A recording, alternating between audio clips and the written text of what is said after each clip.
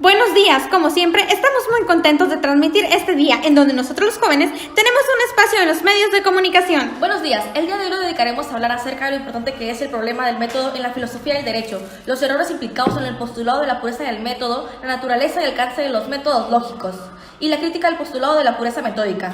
Así es, Karen, hoy venimos con mucho por decirlo a nuestros radioescuchas y para ello vamos a una pausa y volvemos. Si quieres estar bien informado, acompáñanos.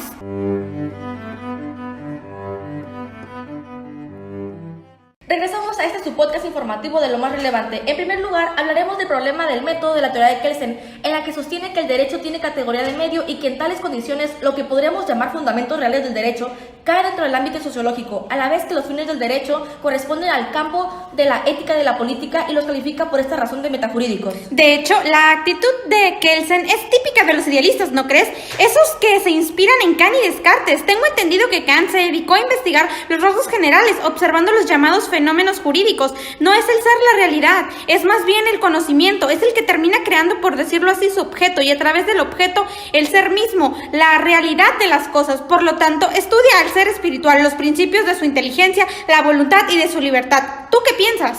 Creo que no solo hay la posibilidad lógica de un derecho injusto, hay también una posibilidad real, puesto que la historia registra instituciones jurídicas injustas, como la esclavitud, que es una aspiración social que conviene si ha tomado en cuenta por el derecho. Pero para saber más sobre la importancia de ello nos acompañan expertas en la materia, las licenciadas Jocelyn Sandoval y Juliana González, quienes tienen una trayectoria muy amplia en estudios de investigación de la filosofía y su relación con el derecho.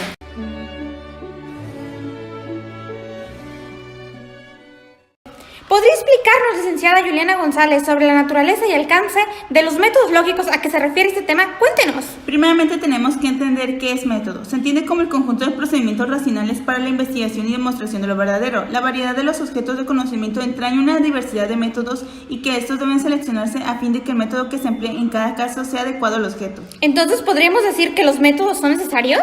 Por regla general son muchos los caminos que conducen a una misma meta y que tratándose de las cosas que hacen al hombre, los procedimientos o medios en que se hace para tener éxito son más bien contingentes que necesarios. Cabe mencionar los métodos más conocidos empleados por filósofos y científicos: la mayéutica de Sócrates, la dialéctica de Platón, la lógica de Aristóteles.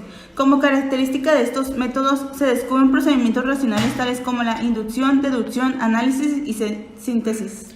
Me di cuenta que no he mencionado la intuición como uno de los procedimientos racionales. Descartamos la intuición porque en sí misma no puede ser considerada como método. El método es siempre discursivo, esto es que supone una serie de pasos del entendimiento para alcanzar la verdad. Ahora bien, parte de una primera intuición que podríamos llamar provisional, y el método se aplica a depurar y perfeccionar esa primera intuición.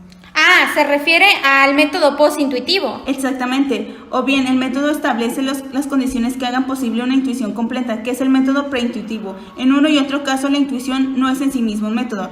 Retomando los procedimientos racionales anteriormente mencionados, estos son los procesos esenciales de los diversos métodos científicos y filosóficos. La inducción es el método o proceso racional en el que el espíritu concluye elevándose de las condiciones a los principios, de los hechos o de los fenómenos a las leyes, de los efectos a las causas. La deducción representa el procedimiento opuesto por el cual el espíritu concluye descendiendo de los principios a las consecuencias, de las leyes a los fenómenos, de las causas a los efectos. En ese caso, ¿cómo se valida el razonamiento deductivo y el inductivo? El deductivo se apoya en axiomas sacadas de los principios de identidad y de la contradicción. En cambio, el intuitivo funda su validez en los principios de la uniformidad de la naturaleza, que es una aplicación del principio de la invariabilidad de las esencias. Muy interesante. ¿Y cómo es que se complementa el entendimiento humano a estos razonamientos? Tan pronto parte de la experiencia sensible o de datos ideales conocidos puede elevarse a la consideración de leyes y principios, como desciende de las leyes y de los principios descubiertos a los hechos y consecuencias que implican.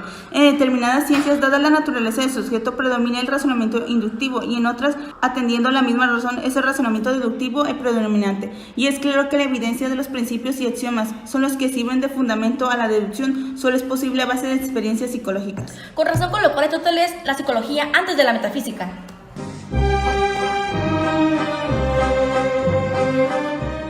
Y regresamos nuevamente del corto, ahora con el tema de la crítica al postulado de la pureza metódica, expuesto por nuestra invitada Jocelyn Sandoval.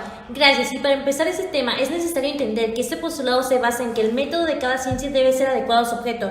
Por ejemplo, si se trata de una ciencia cuyo objeto se centra en lo ideal de la razón, se tendrá que examinar por medio de un método deductivo y sintético. Caso contrario, si su objeto se trata de algo corpóreo y material, algo visible, entonces su método de estudio será inductivo y analítico. Pero si ya hablamos del derecho, de la forma en que aplicamos este postulado para conocer el método método para su estudio. Entonces, ¿qué método sería si entendemos que el objeto del derecho es un orden moral combinado con la razón con una aplicación a la realidad?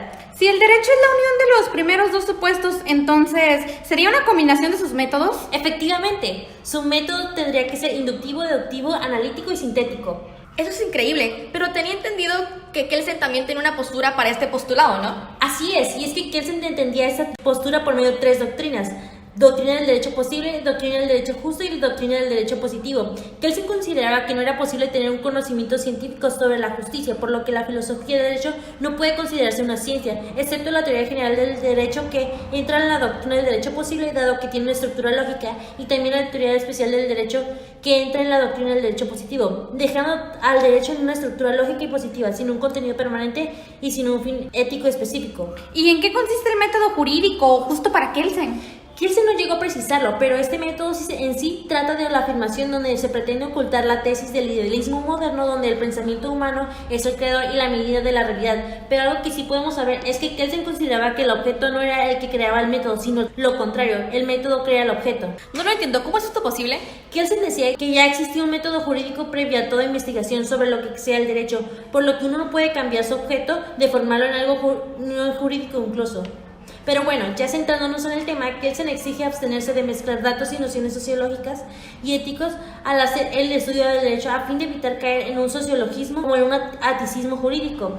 Y en el derecho, aunque tiene una estructura lógica, también tiene el fin de proteger bienes y alcanzar fines, por lo que llegamos a lo que mencionamos en un inicio. El derecho debe ser estudiado mediante un método inductivo, deductivo, analítico y sintético, puesto de que se trata de una ciencia que incluye el orden normativo, social y ético. Bueno, muchas gracias, abogados, por acompañarnos hoy y a nuestros radioescuchas por estar aquí. Gracias y los esperamos mañana con más información a partir de las 11 de la mañana.